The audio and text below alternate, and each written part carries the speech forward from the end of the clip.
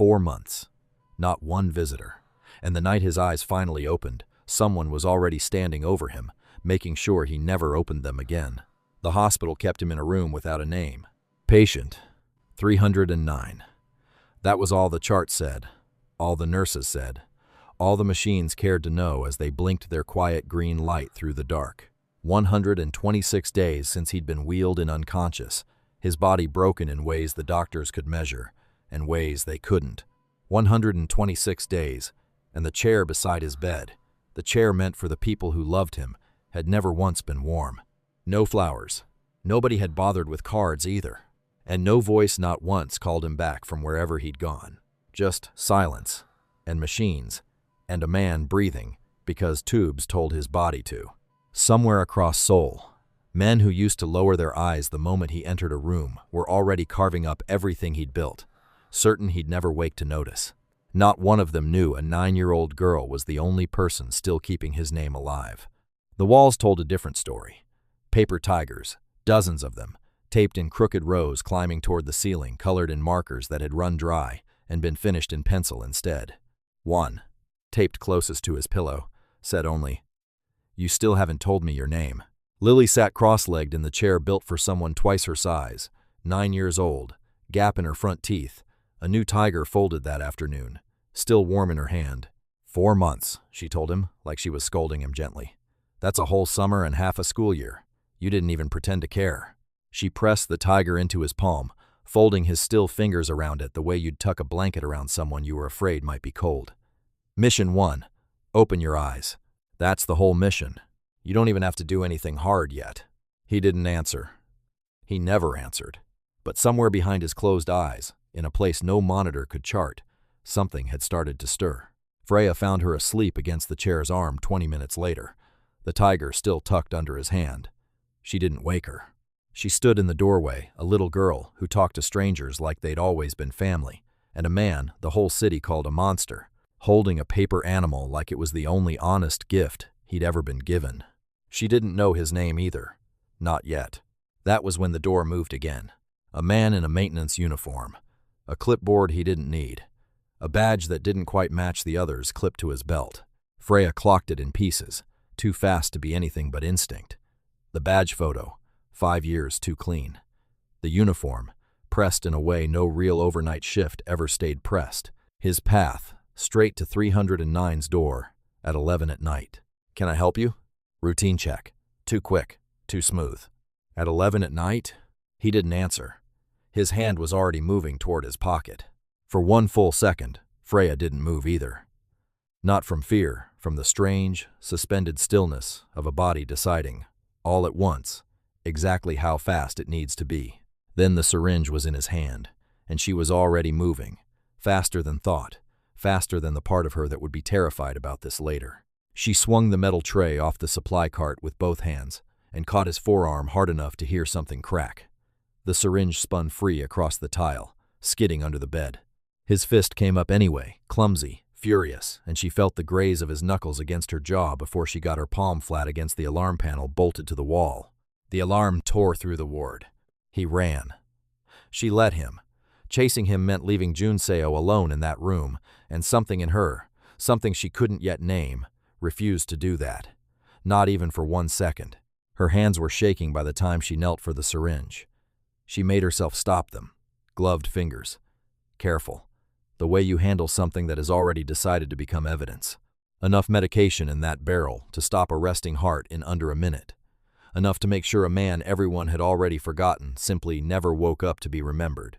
She was still staring at it when fingers closed around her wrist. Not Lily's. Not a nurse's. A man's hand. Weak. Trembling. Closing with a will behind it that 4 months of silence hadn't managed to erase. Freya's breath caught somewhere she'd swear she'd never get it back from. She looked up. His eyes were open. For a moment, they didn't focus on anything, just swept the room. Frantic. Searching. The way a man searches a burning building for the one thing he refuses to leave behind. Then they found her face. Then the small shape curled asleep in the chair. And stopped. His voice, when it came, was wrecked from disuse. Barely more than breath shaped into words, like it cost him everything he had left to say it. Where is the little girl? Freya's whole body went still. Seoul had spent 4 months calling this man dead, or gone, or simply not worth remembering, a name that used to make grown men lower their eyes, erased so completely that not one visitor had ever come to sit in that chair.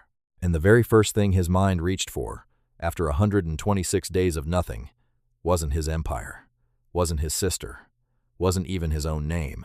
It was the little girl asleep in the chair. Somewhere across the city, someone who was supposed to love him more than anyone alive was about to answer a phone call that would make her hand go cold around it. Welcome to Afro-Korean Love Empire. If you're the kind of viewer who loves emotional Afro-Korean Mafia romance, the kind with real danger in it, forbidden love, powerful men who don't know how to be soft, and brave black women who refuse to be small, subscribe right now, because you don't want to miss where this one goes. Stay with me. Because what this nurse and her 9-year-old daughter are about to do for the most feared man in Seoul is going to expose whoever buried him alive, put all 3 of their lives on the line, and start a love story none of them saw coming. Why did no one visit him for 4 months?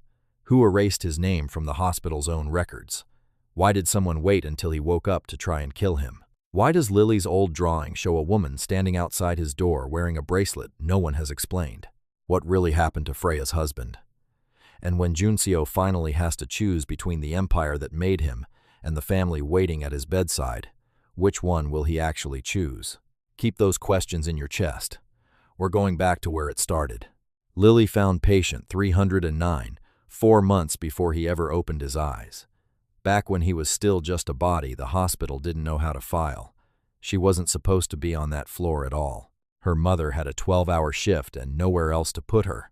And the hospital's unofficial rule, the one nobody wrote down but every nurse enforced, was that Freya's daughter got the family lounge, a coloring book, and strict instructions not to wander. Lily wandered anyway. She found him on a Tuesday. Machines humming. A man lying so still he looked carved rather than sleeping. Tubes in his arm. A bruise still yellowing along his jaw. There was no name card on his door. Just a number. "That's kind of sad," she told him the first time, standing in the doorway with her school bag still on her shoulder. Everybody should have a name on their door. She came back the next day, and the one after that. Freya found out 2 weeks in, and put a stop to it immediately. "He can't hear you, baby. And even if he could, you don't know who he is." "He's lonely," Lily said. Like that answered everything. That's not the same as being safe. But Lily had already decided, in the uncomplicated way, that 9-year-olds decide things, that a person who looked that alone didn't deserve to stay that way. She started sneaking in during her mother's rounds. She started bringing paper. She started folding tigers because tigers, she explained with total confidence, looked terrifying on the outside and were probably just scared and lonely underneath, same as him. Freya gave up trying to stop her around the 3rd week. She told herself it was harmless. A child talking to an unconscious stranger. No different than talking to a stuffed animal. What she didn't know yet was why the chair beside him had stayed so empty for so long. It wasn't only that Seo-Yun had erased his records and buried his name. It was that half the city believed him already dead, and the other half believed getting near him, even to mourn him, was the fastest way to inherit his enemies. Rivals who'd once crossed the street to avoid his gaze weren't about to walk into a hospital and stand beside what looked like a body waiting to be finished off. Fear didn't stop just because a man stopped moving. If anything, it got worse, because no one could be sure exactly when it would start moving again. She didn't yet know what the rest of Seoul knew about the man in that bed. Kang Junseo, 39 years old.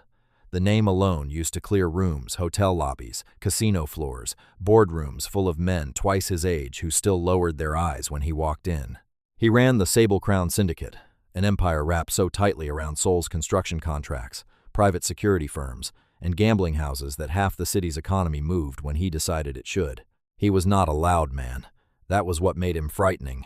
Men who shouted could be predicted. Junseo's silence had no bottom to it. You never knew how deep you'd fall before it caught you. But there were lines even he refused to cross. No trafficking. No violence against children. No touching innocent families to settle a debt. Men under him had learned that the hard way, and some of them hadn't lived long enough to learn it twice. There was a story that still moved through Seoul's underworld, in whispers the kind men repeated to warn newcomers, not to entertain each other. A commander under him had once let a debt collection go too far, had let it brush against a man's teenage daughter as leverage. Jun Seo hadn't shouted. He hadn't even raised his voice. Within a week, the commander's entire operation had been dismantled, and the man himself was never spoken of again. Not in front of Jun Seo, not anywhere. Nobody asked what had happened to him. Everybody understood the answer well enough not to need it, said aloud. That was the currency he traded in, not fear built from noise, but fear built from knowing exactly where the line sat, and knowing he would enforce it without ever needing to say a word twice. He trusted almost no one, except her, Kang Seo-yoon, his sister, 4 years younger, raised by his hands after their parents died in a car accident that took their whole world in a single, ordinary Tuesday afternoon. Jun Seo had been 19. He'd given up school, given up the life he might have had, given up every soft thing about himself to make sure she never went hungry, never went unprotected, never once had to feel what he'd felt in the weeks after the funeral. He chose her schools. He read her friends' family histories like case files. He ended a relationship, once, when the boy's family turned out to owe money to people Jun Seo didn't trust. He kept guards near her, the way other men kept insurance policies, not because he expected the worst, but because he could not survive it happening twice. He believed, all the way down to the bone, that she was the one clean thing his ugly life had produced. He would have died protecting her. That belief was so complete that it never once occurred to him she might be the one holding the knife. His right hand in the syndicate was Choi Dae-hyun friend, since they were boys too poor to own a second pair of shoes between them, the only man besides Seo-yoon that Jun Seo had ever let close enough to hurt him. Dae-hyun ran the day-to-day machinery of an empire built on things that couldn't survive daylight, and he did it with the kind of loyalty that didn't announce itself. It just showed up. Every time. Freya had her own history, and hers had teeth. She'd been married once happily, ordinarily, the kind of marriage that didn't make headlines because nothing about it was dramatic until the day it ended. Daniel Bennett, a forensic accountant, careful with numbers the way some men are careful with the people they love. They'd moved to Seoul for his work. Lily had been born there. Freya had learned the language, then the medical system, then earned a nursing license the hard way, in a country that made her prove herself twice over before anyone would trust her with a patient's life. Then, Daniel stopped coming home. The police called it abandonment. A man who'd simply had enough and vanished, the way men sometimes do. Freya never believed that story for one single day. Daniel didn't leave notes half-written. He didn't leave an encrypted drive she still couldn't open sitting in a drawer. He didn't leave a voice message that cut off mid-sentence, his voice tight with something that sounded a great deal like fear. He didn't leave a bedtime phrase unfinished, the one he used to whisper to Lily every night, the one she still murmured to herself sometimes, half asleep, not even realizing she was saying it. The tiger only roars because he's scared of the dark too. Freya kept his file folder in the bottom drawer of her dresser. She kept a photograph, Daniel standing in front of a construction site, a logo stamped faintly on the crane behind him. She'd looked at that logo 100 times. She'd never once connected it to anything, because nothing yet had taught her to look twice. She rebuilt her life instead of drowning in the unanswered parts of it. She raised Lily with a fierceness that made other single mothers look twice. She refused to let grief calcify into bitterness, though some nights it came close. It hadn't always been an easy ward to belong to. In her first year, senior nurses had corrected her Korean loudly enough, in front of patients, to make it its own small cruelty, had assumed her accent meant her competence needed double-checking, had handed her the charts nobody else wanted, and called it training. She'd said nothing back then except thank you, and gone home to study until 2 in the morning more nights than she could count, until the same nurses who'd once corrected her started asking for her opinion on the difficult cases instead. She never forgot how long that had taken. It was part of why she recognized, without needing to be told, exactly what it looked like when someone was underestimated for how they'd arrived in a room instead of what they carried inside it. And every day, she worked 12-hour shifts on a ward that included one unnamed patient her daughter had quietly adopted as family. The call came on a Thursday evening, while So-yoon was hosting a fundraising dinner for the Children's Foundation that bore her name in the papers as a symbol of everything good and generous about the Kang family. She excused herself from the table with a practiced smile, phone already lifted to her ear before she'd cleared the doorway. She listened. Her hand went cold around the phone, fingers tightening until her knuckles paled against the silver bracelet at her wrist. "How much?" she said quietly, Once the person on the other end had finished, does he remember? Nobody at the dinner table heard the question. Nobody saw her face change, just for a second, into something that didn't match the grieving sister mask she'd worn so convincingly for 4 months. But the question hung there, waiting, the way certain questions do, the kind that don't get answered right away, because the truth behind them is too dangerous to let out into open air just yet. So-yoon arrived at the hospital the next morning wearing exactly the right amount of devastation. She wept the moment she saw him. She gripped his hand like she'd been drowning, and he was the only solid thing left in the water. The nurses who witnessed it dabbed their own eyes. It was, by any outside measure, a perfect performance of a sister's love. Jun Seo believed every second of it. Why wouldn't he? She was the person he'd built his entire adult life around protecting. Seeing her face was the first thing that had made the fog behind his eyes feel like it belonged to something real. But Freya, standing near the door with a chart in her hands, noticed something odd in the shape of Seo-yoon's questions. Not, "Are you in pain?" Not, "Do you know where you are?" "What's the last thing you remember?" Seo-yoon asked instead, voice trembling beautifully. Before it happened. Do you remember that night?" Jun Seo's brow furrowed, the effort of thinking visibly costing him something. "It's blurred," he admitted. His words came slow, stitched together with pauses that weren't for effect. The last few hours. Nothing. Something in Seo-yoon's shoulders loosened. Just slightly. Just enough for a nurse trained to read bodies instead of words to catch it. Lily caught something else. She'd been sitting quietly in the corner with her tiger folding paper, and her eyes had drifted, the way children's eyes do. From the adults' faces to the small details adults stopped noticing years ago. The bracelet on Seo-yoon's wrist. Silver, crescent-shaped, catching the light every time she reached for Jun Seo's hand. Lily had seen that bracelet before. She dug through her school bag that evening and found it an old drawing, done months earlier during one of her visits, back before she'd even known who the sleeping man was. In the corner of the drawing, almost an afterthought, she'd sketched a woman standing in the hallway outside his door, watching, not entering, wearing a silver crescent bracelet. "That's not proof of anything," So-yoon said smoothly when Lily showed her, laughing the laugh of someone who found the whole thing endearingly childish. "Half of Seoul owns bracelets like this one." But Freya kept the drawing. She folded it carefully and slid it into the same drawer where Daniel's file waited. Two mysteries now living side by side, without either woman yet realizing how close they sat to touching. The hospital's overnight records from the night of the attack turned up missing days later. An entire block of hours simply gone, as if someone had reached in and lifted them out with careful hands. The administrator responsible for that wing put in for sudden leave and never came back to collect his final paycheck. Nobody could find him. Freya asked about him anyway, quietly, the way she asked about most things that didn't add up. She learned his apartment had been cleared out within a day of his disappearing, too fast and too clean for a man who'd simply decided to leave a job. She learned he'd received a wire transfer the week before the records vanished, from a shell account that closed itself the same afternoon it opened. She wrote none of it down anywhere Seo-yoon's people might find it.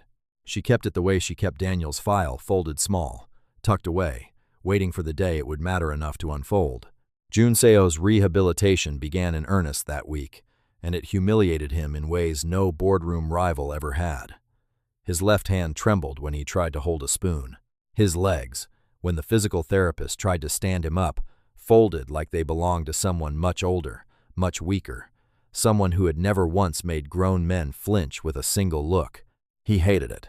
He hated being seen like this. Freya refused to soften it for him.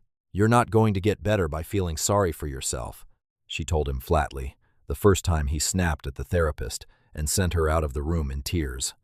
"You want to be angry. Be angry at your body, not at the people trying to fix it."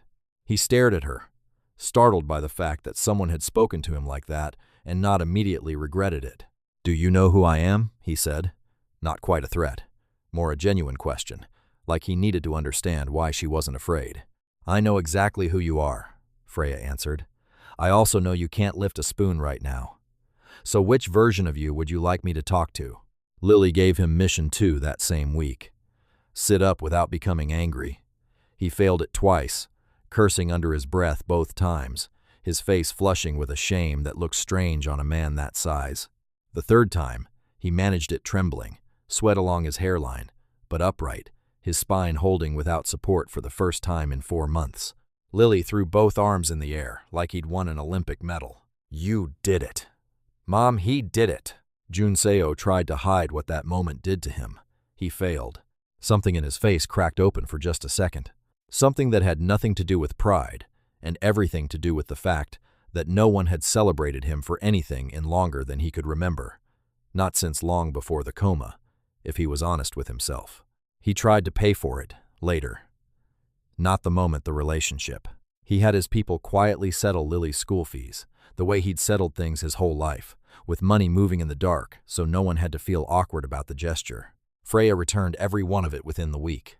"My daughter is not a debt you get to settle," she told him, setting the envelope down on his bed tray with a finality that ended the conversation before it started. Jun Seo looked at the envelope, then at her, and something in how he saw her began, quietly, to shift. On television, where the rest of Seoul watched, So-Yun had spent 4 months building a very different kind of performance. She'd wept on morning news programs. She'd stood before cameras with a reward notice for information on her brother's whereabouts, her voice cracking exactly where cracking looked most sincere.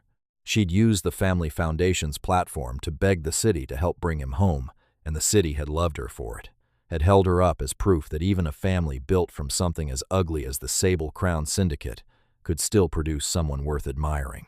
Nobody watching those broadcasts saw the woman who, behind the same cameras, had already begun quietly transferring the pieces of his empire that would be hardest to trace later, laying the paperwork of a takeover long before anyone else knew there was anything left to take. But before that shift could go any further, word arrived from the syndicate that Choi Dae-hyun, the man Jun Seo had trusted longer than almost anyone alive, had seized control of Sable Crown's operations, removed 3 commanders without explanation, and begun holding meetings no one else was invited to attend.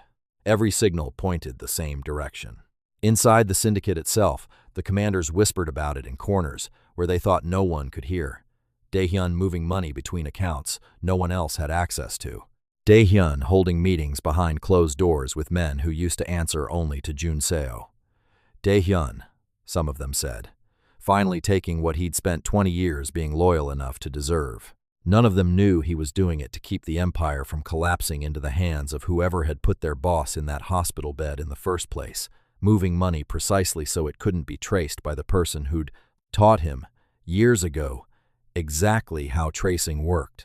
And Junso, lying in a hospital bed with half his body still refusing to obey him, had no way yet of knowing that the person feeding him each of those signals was the one person he'd never think to doubt. The quiet nights were the ones that changed things most. One evening, Lily fell asleep in the chair mid-sentence, a half-folded tiger still in her lap. Freya slipped her shoes off, careful not to wake her, and draped her cardigan over the girl's shoulders. "Tell me about him," Jun Seo said, watching her do it. Her father. Freya's hand stilled for a moment on the fabric. "Why?" "Because you never talk about him unless someone asks, and I think you'd rather not be asked." She sat down slowly in the chair beside the bed, the one that had stayed empty for 4 months before Lily filled it. "The police said he left us," she said. "Just walked away. No note besides half a message on my phone I never got to hear finish. I used to think not knowing would get easier. Did it?" "No." She looked at her hands. "Not knowing gives grief nowhere to sit. It just stands in the doorway. Forever." Jun Seo was quiet for a long moment. "I understand that better than you'd think," he said finally. "I raised my sister after our parents died. I was 19. I didn't know how to grieve them, so I decided I'd just control everything instead. Her schools, her friends, everyone who came near her got investigated like a threat." "That's not protection," Freya said gently. "That's a prison with good lighting." He didn't argue. He just looked at her like she'd said something true that he'd needed someone else to say first. There was humor, too, in the weeks that followed, the kind that snuck up on both of them. During one especially grueling exercise, Jun Seo tried to cheat the therapist's count, sneaking in 2 fewer repetitions and looking so smug about it that Freya, watching from the doorway, laughed before she could stop herself. A real laugh. Loud, surprised, entirely unguarded. He stared at her like she'd handed him something rare. "You should do that more," he said. "Do what?" "Laugh like you mean it." Lily rode on a fresh tiger that night. Mission 3 complete.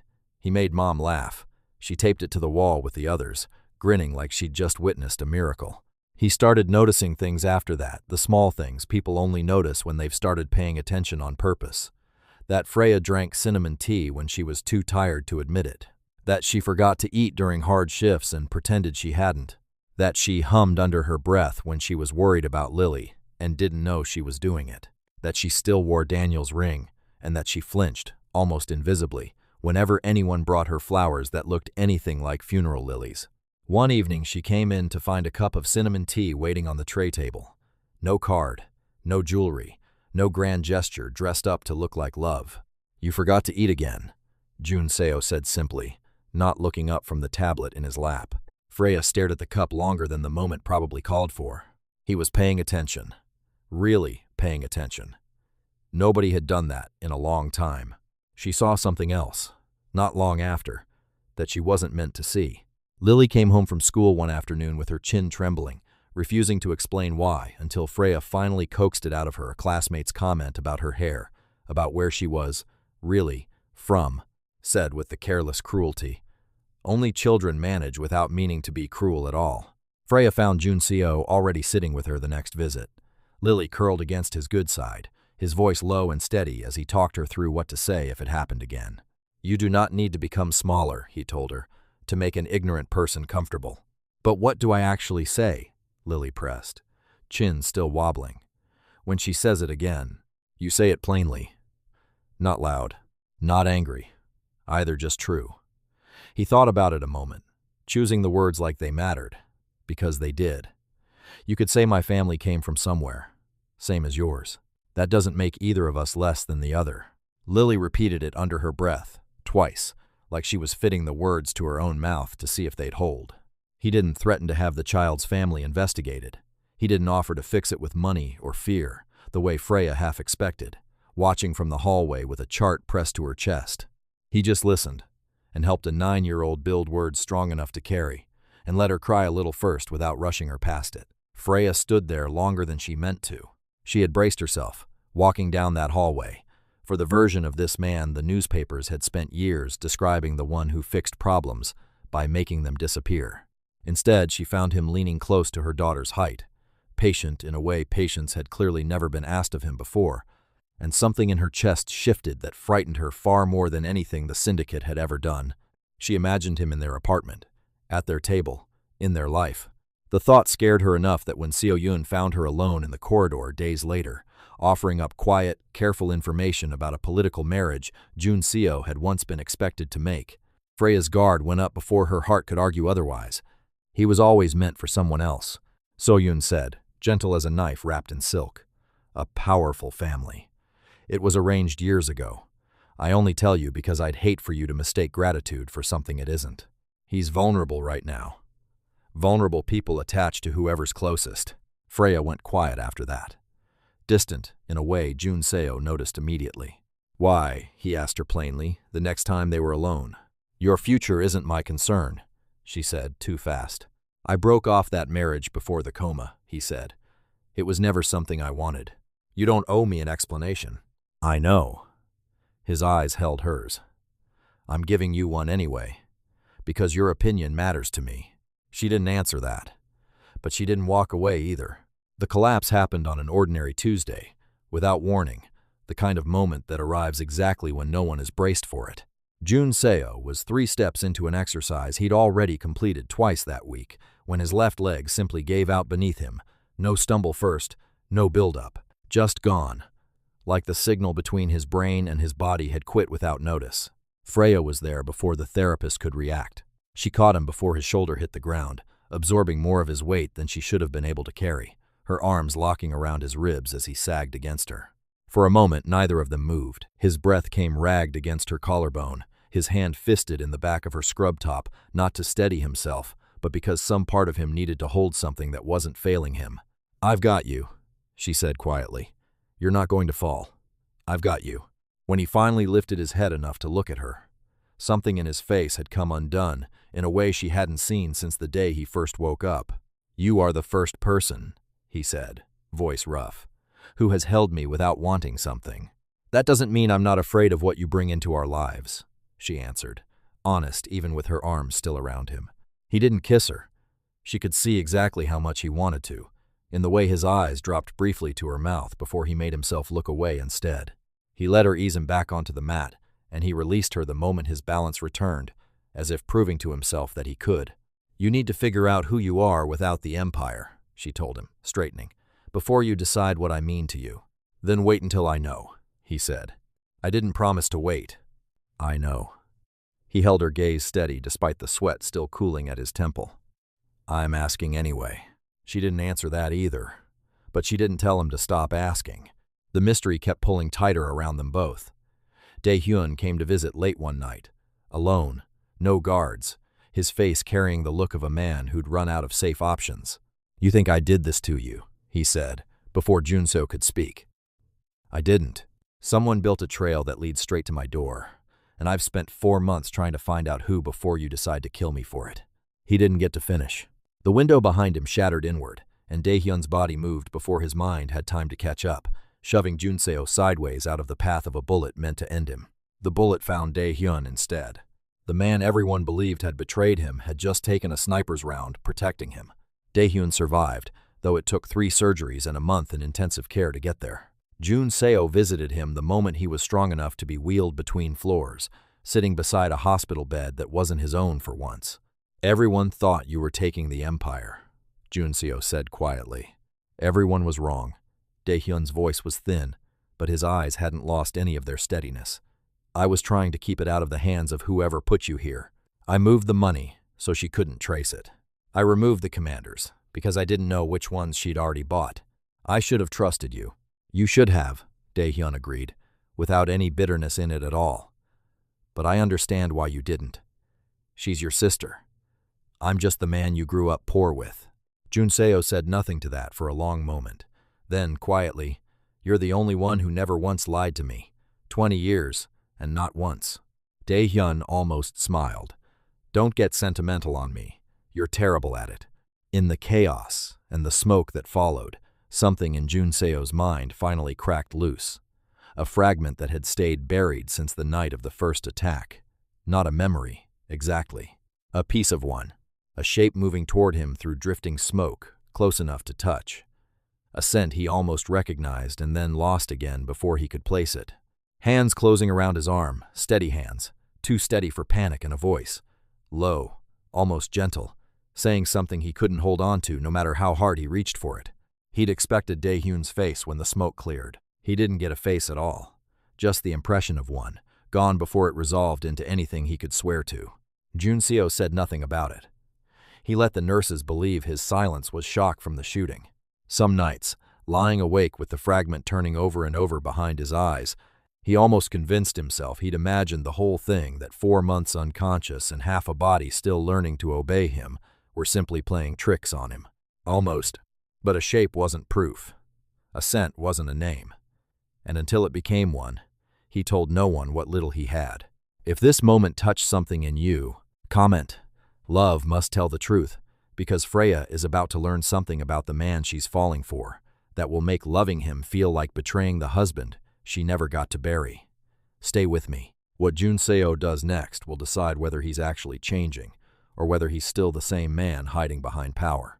Freya found the device by accident, doing something as ordinary as tightening a loose seam.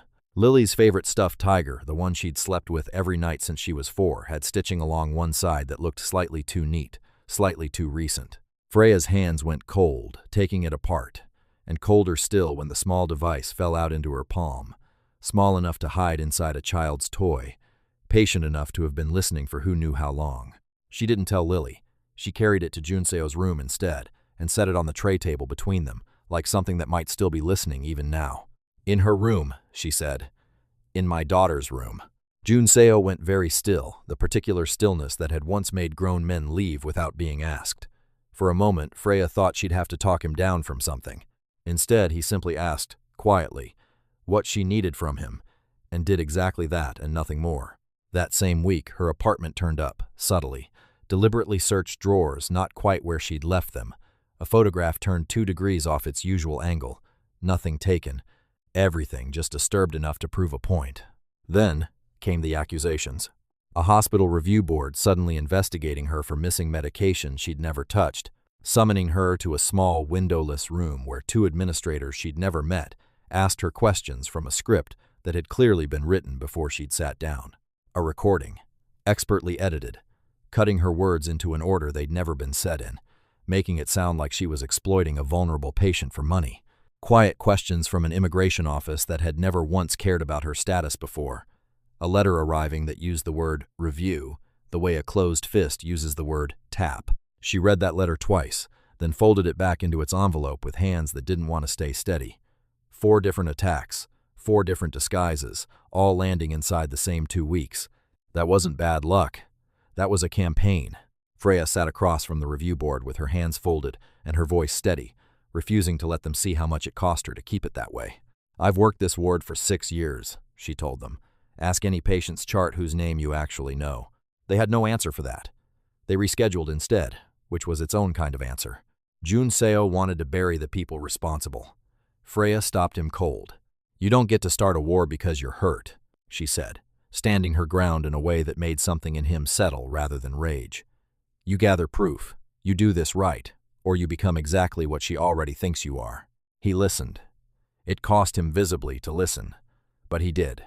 She was the one who found the tunnel schematics buried in Daniel's old encrypted files, not knowing yet what they'd mean, only that some instinct told her to keep them anyway instead of setting them aside. She was also the one who reached out to a detective she'd learned, through months of careful asking, was one of the few honest ones left in the department, a woman named Han, who'd worked missing persons long enough to recognize a cold case that had never actually been allowed to warm up. "Your husband's file was closed faster than most cold cases even get opened," Detective Han told her over a coffee neither of them touched. "That alone should have been a red flag 6 years ago." "Nobody flagged it." "No," Han agreed. "Somebody made sure of that." She agreed to look again, quietly, off the books at first.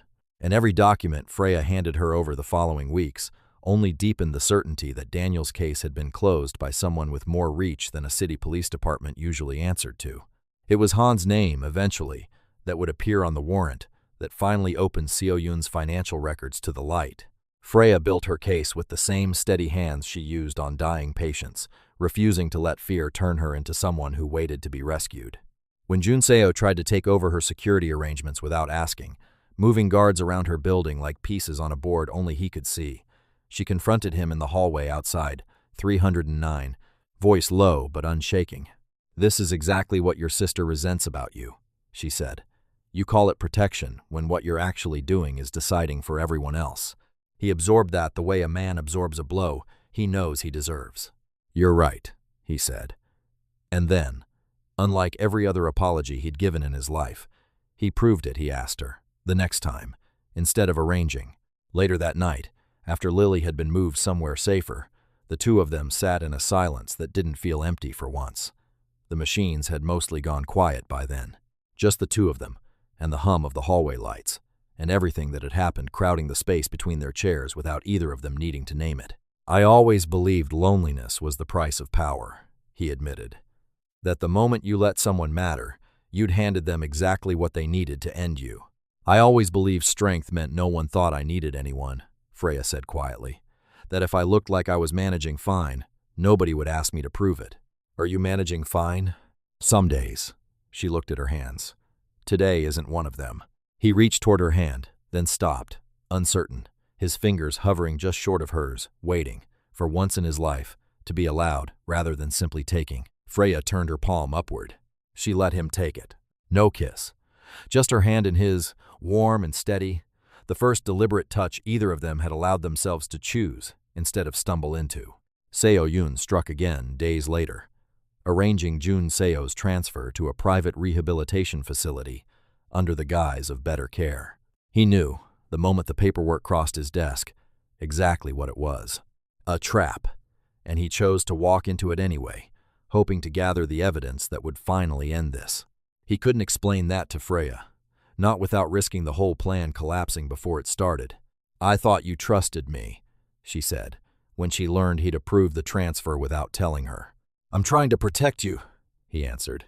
"That's the sentence people use," she said quietly, "when they've already decided my choice doesn't matter." She left the room without waiting for a response. Lily brought him a paper tiger before she followed her mother out. It said, in her careful 9-year-old handwriting, "You woke up, but you stopped trusting the right people." The transfer produced nothing useful. Seo Yoon had covered her tracks too well. Jun Seo returned to the hospital days later, physically no worse. But something between him and Freya had gone cold, in a way rehabilitation couldn't reach. She still tended to him. She still checked his numbers and adjusted his pillows and reminded him, out of habit more than warmth, to eat. But the day he reached for her hand the way he had before, she moved it just out of range, busying it with his chart instead. "Freya, your levels look good," she said, not looking up. "Physical therapy again at 2. "That's not what I meant." "I know what you meant." She finally looked at him, and there was nothing cruel in it, only tired. "You made a decision about my safety without asking me. I don't know how to just go back to before that because you're sorry now." He didn't argue. Arguing would only have proven her right. It was Freya who finally broke the case open, working alone through nights she should have spent sleeping, spreading Daniel's old files across her kitchen table long after Lily had fallen asleep. She'd read them 100 times over the years and never seen what they meant, because she'd never had the syndicate's legitimate holdings to hold them up against. This time she did, line by line. The company names in Daniel's files matched company names buried 3 shells deep in Sable Crown's clean businesses.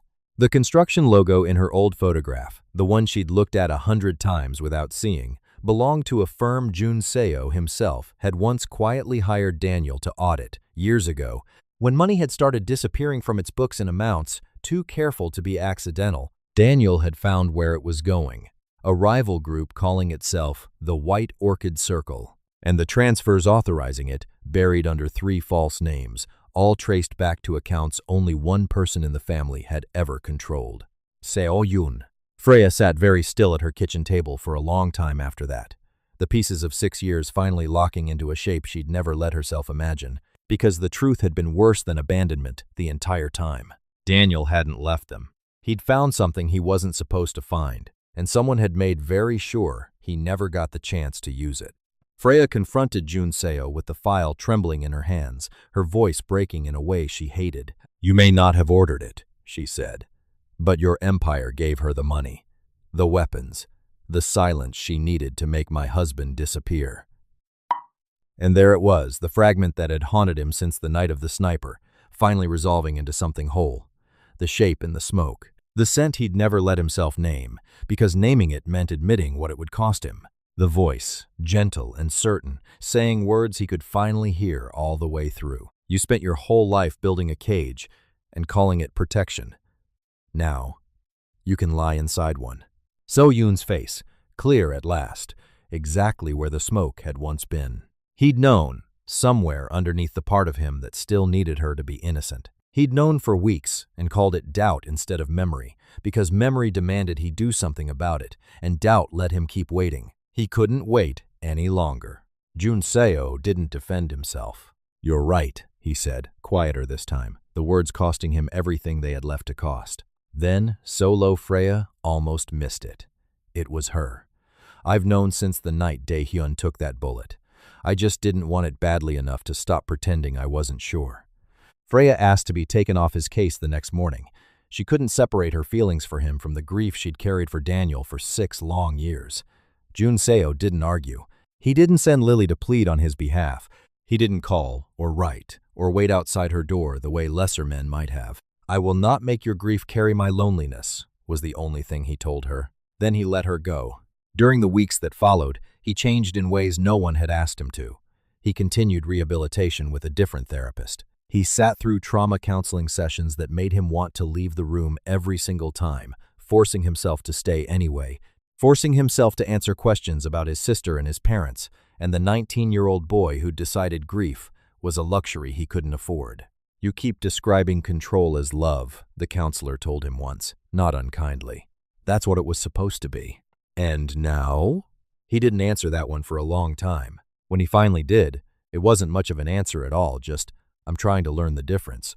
But it was more honesty than he'd offered anyone in 20 years, and the counselor let it be enough for that day. He opened his financial records to investigators without his lawyer's blessing. He began quietly dismantling the illegal arms of an empire he'd spent 20 years building, piece by piece, company by company.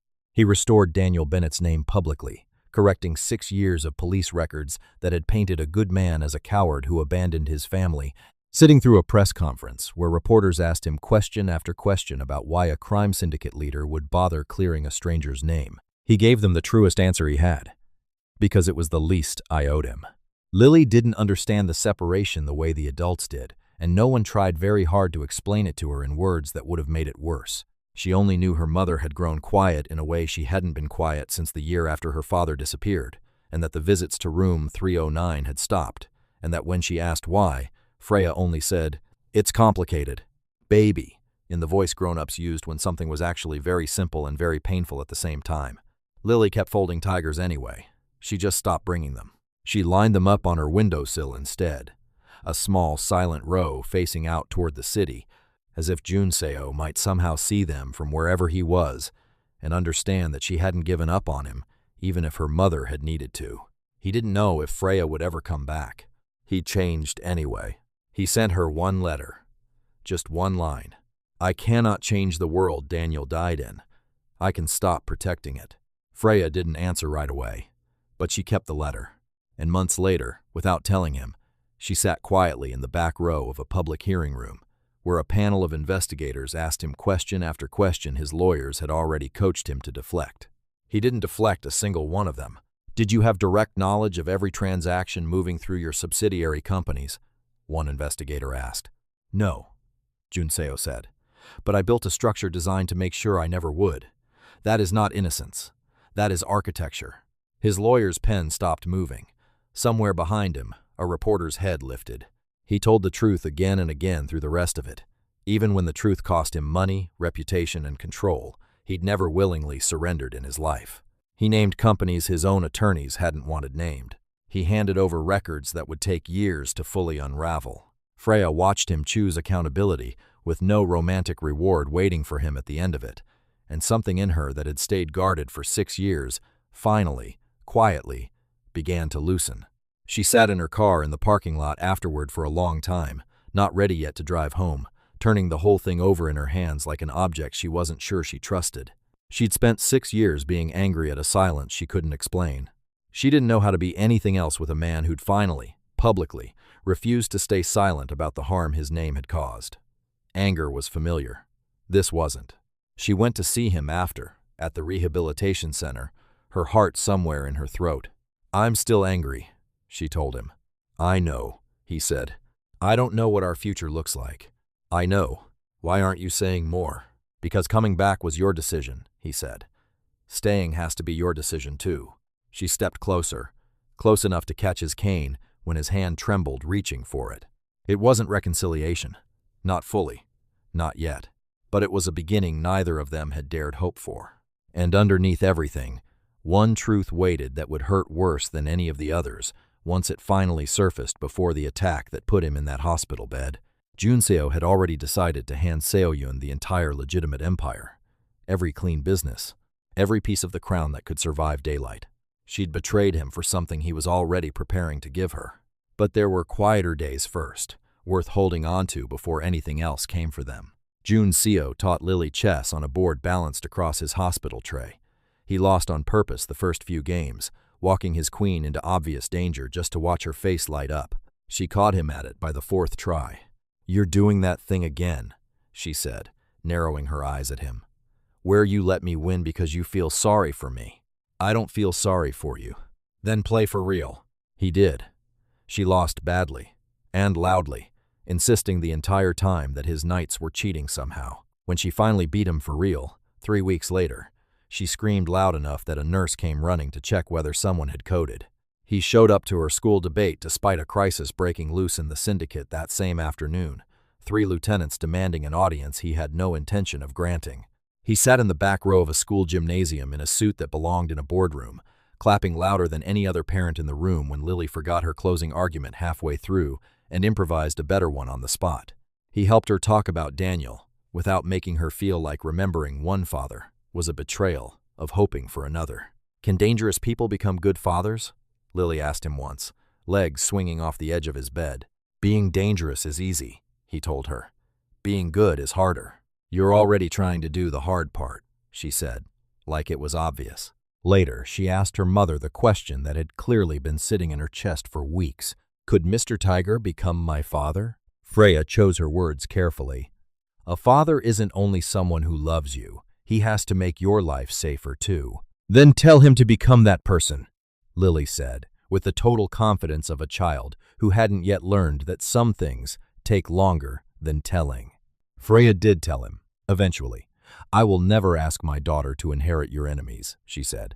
Then I won't ask, Jun Seo answered, until there's nothing left for her to inherit but my choices. Seo Yun's move came faster than any of them expected. She discovered Freya had cracked Daniel's encrypted archive, and within hours, she'd taken the one thing guaranteed to bring every piece of this story crashing together at once. She took Lily. She brought her to the old Riverside estate, where she and Jun Seo had lived as children after the accident, the place their whole story had started, and, she'd apparently decided, the place it would end.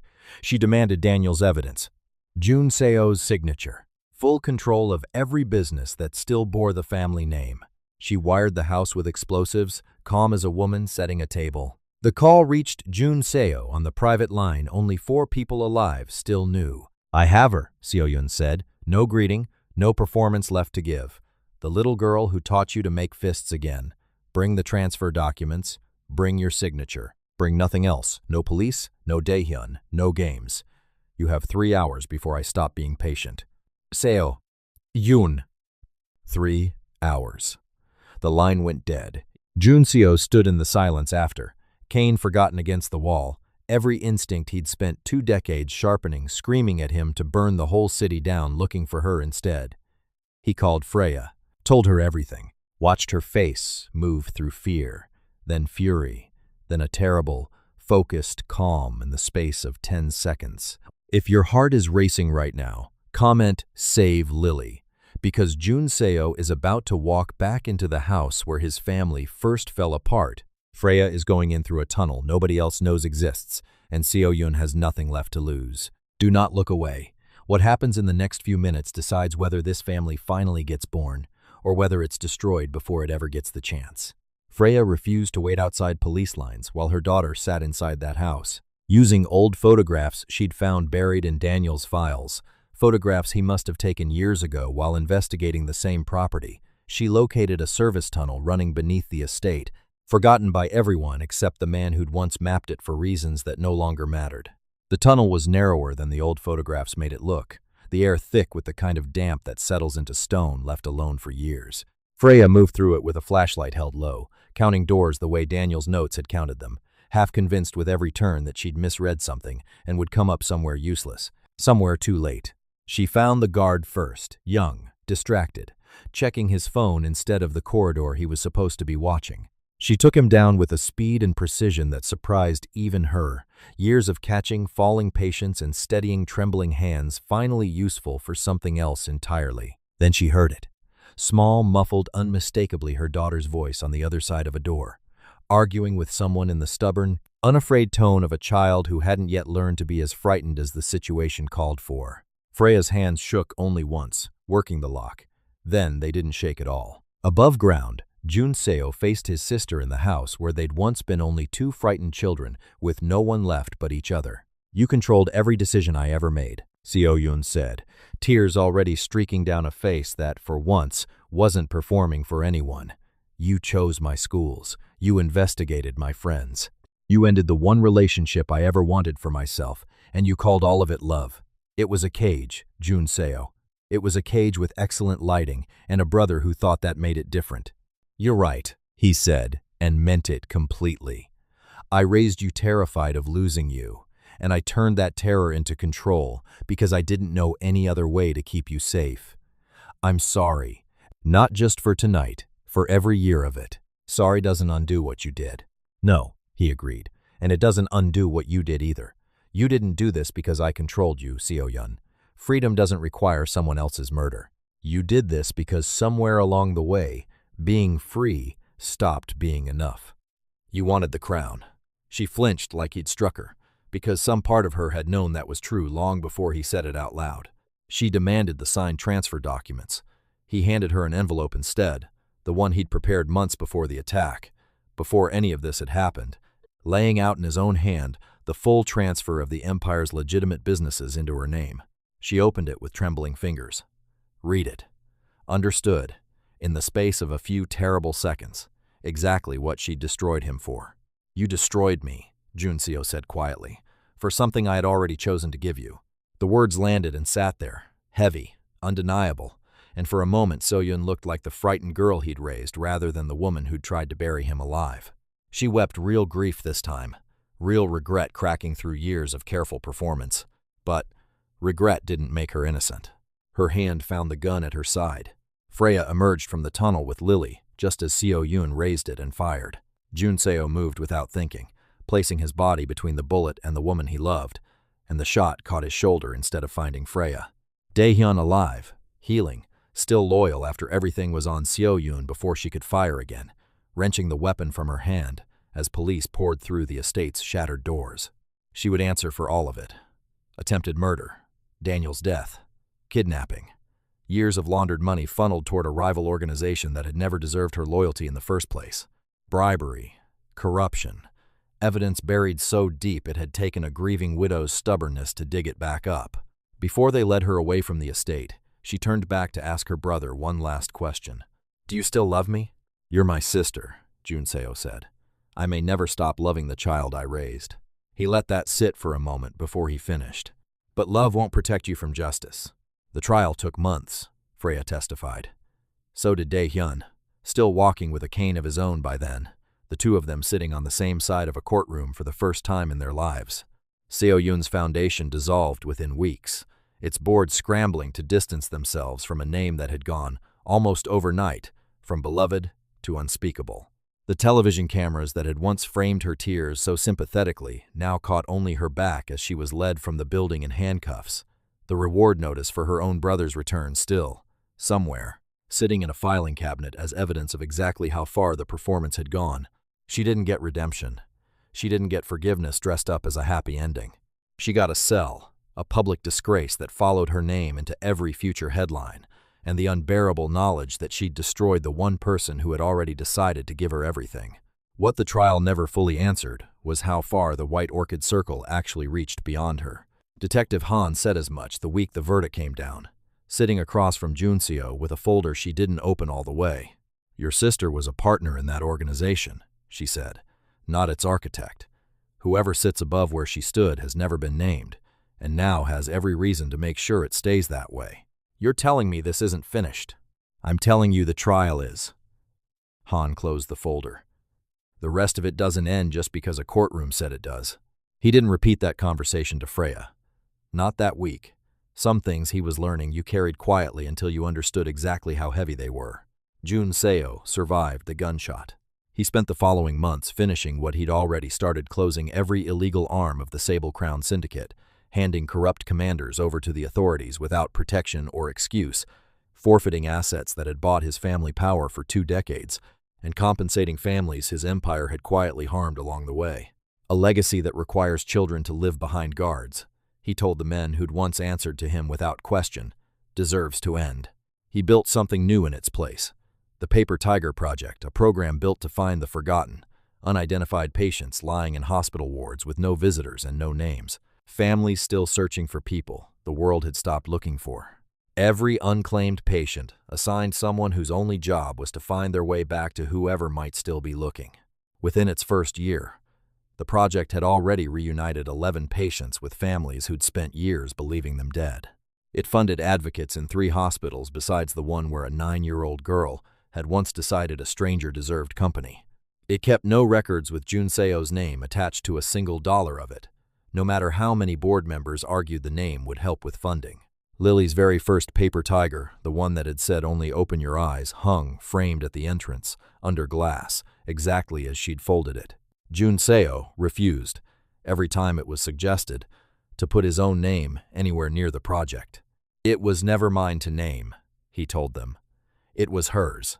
The romance between him and Freya took its time, the way anything worth keeping usually does.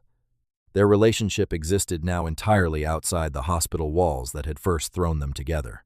He kept going to therapy. He learned to ask instead of command. He respected the shape of her decisions, even when they weren't the ones he wanted. He kept every promise, however small, and he never once asked Lily to call him anything she wasn't ready to say. Months later, in a quiet rehabilitation room with afternoon light slanting through the windows, Jun Seo crossed the floor using only his cane, slower than he used to move through the world, but steady. "I'm proud of you," Freya told him. "I used to think standing alone was the victory," he said. "What do you think now, knowing who I want standing beside me?" He didn't pull her toward him. He waited, the way he'd learned to wait for every good thing in his life now. Still, patient. His cane, the only thing keeping either of them honest about how far he'd actually come. Freya thought about all of it. Standing there, his arrogance in the beginning, the restraint he'd learned since, the accountability he'd chosen even when no one was there to reward him for it. The 6 years of Daniel's name finally restored to what it should have always been. The cinnamon tea, the cane, the paper tigers still taped crooked along a hospital wall somewhere. None of it erased what his empire had cost her. All of it was, somehow, still true at the same time. She closed the distance herself. The kiss, when it finally came, wasn't caused by danger or gratitude or the fear of losing each other. It was simply her choice, freely made, at last. Several months after that, Lily performed in a school play, something small, something ordinary, the kind of evening most families take entirely for granted, and Jun Seo had never once been allowed to. Folding chairs, a paper backdrop taped together by tired parents the night before, a microphone that squealed twice before someone fixed it. Jun Seo sat beside Freya in the third row, cane resting against his knee, and watched Lily forget every line of her small part and improvise her way through it anyway, so convincingly that half the parents in the room assumed it had been written that way on purpose. He laughed harder than anyone else there. He didn't seem to notice he was doing it. Afterward, backstage, still in her costume with glitter smudged along one cheek, Lily handed him one final paper tiger. "Mission 6, come home with us." Jun Seo looked at Freya. He waited for her answer the way he'd learned to wait for everything that mattered. She nodded. They walked home together, Lily's small hand in each of theirs, swinging between them. "Can I call you Dad now?" she asked, looking up at him with the same directness she'd used the very first time she talked to a sleeping stranger and decided he deserved company. Jun Seo knelt despite what it cost his leg to do it. "You can call me that," he said, "only if I earn it. Every single day." Lily hugged him so hard, he nearly lost his balance. At the doorway of Freya's apartment, Jun Seo paused before stepping inside. His eyes moved once, out of old habit, along the quiet street behind them, the same habit Detective Han's warning had never quite let him put down. Nothing was there. Just an ordinary evening, ordinary windows, ordinary lives going on behind them. He let himself believe it. For tonight. For most of his life, people had stayed near him out of fear or need, or the things they hoped to gain from him. This was the first home he'd ever walked into simply because he was loved. Inside, every paper tiger Lily had ever folded during the 4 months he couldn't answer her still covered the wall, exactly where she'd left them. Under the very first one, in handwriting a little steadier now than it had been that year, she'd added a line. "Even tigers need a family." Freya took his hand. Lily pulled him toward the dinner table, already talking about the school play, about what her teacher had said, about whether they could get a dog now that things were finally quiet, the questions coming faster than anyone could answer them, filling the apartment the way ordinary noise fills an ordinary home. Jun Seo sat down at a table that had never once had a chair reserved for him, and found that it fit anyway. Freya closed the door behind them. Jun Seo would carry what he'd survived for the rest of his life. The scars, the sister he'd lost to her own choices, the years he could never give back to the people his silence had cost. None of that disappeared just because he'd finally found somewhere to belong. But for the first time in longer than he could remember, he wasn't carrying any of it alone. Thank you for watching, all the way to the end. Tell me, which country are you watching from? I'd genuinely love to know how far this Afro-Korean Love Empire family has reached tonight. And if Jun Seo, Freya, and Lily's story found its way into your heart, subscribe and turn on your notifications, because there's another one coming filled with the same danger, the same healing, The same brave women who refuse to be anyone's exception. Until next time, remember this: family isn't always the people who share your blood. Sometimes, family is the person who sits beside you when the whole world has already decided not to come.